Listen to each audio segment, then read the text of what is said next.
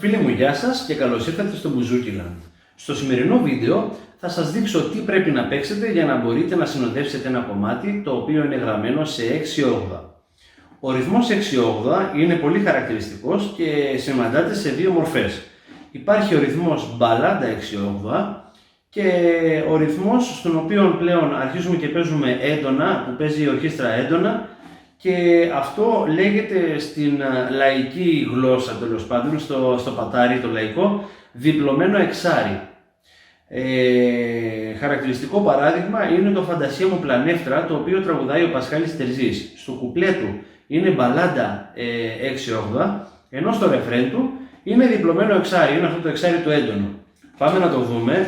Το απλό το εξάρι, η μπαλάντα, είναι ακριβώς το ίδιο όπως ήταν η εξεζητημένη μορφή του χασάπικου. Δηλαδή αρπέζ, χορδί στα 6/8. Θα το δούμε ξανά, κάτω πάνω πένα. 1, 2, 3, 4, 5, 6. 1, 2, 3, 4, 5, 6. Και αυτό το κάνουμε κύκλο ανά ένα μέτρο. Πάμε τώρα να δούμε το διπλωμένο το εξάρι, πώς θα το παίξουμε. Θα χτυπήσουμε όπως πάντα στο ισχυρό τη νότα ρε, ωστόσο εδώ ο κύκλος δεν είναι ένα μέτρο, είναι 2 μέτρα. Θα δείτε. Πάμε. 1, 2, 3, 4, 5, 6. 1, 2, 3, 4, 5, 6. Δηλαδή 1, 2, 3, 4, 5, 6. Δεν χτυπάμε ξανά μπάσο εκεί. Εκεί είναι 1, 2, 3, 4, 5, 6. Και κάνουμε αυτόν τον κύκλο.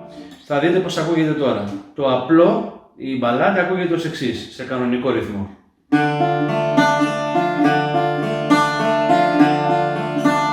Αυτό είναι, και τώρα το άλλο.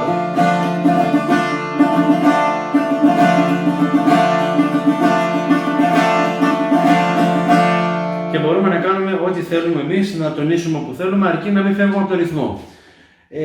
Αυτά γύρω από τα 6/8. Είναι λίγο δύσκολο να παίξετε το εξάρι το διπλωμένο, αλλά είναι ένας εξαιρετικός ρυθμός, με λίγη εξάσκηση νομίζω ότι θα σας βγει τέλειο.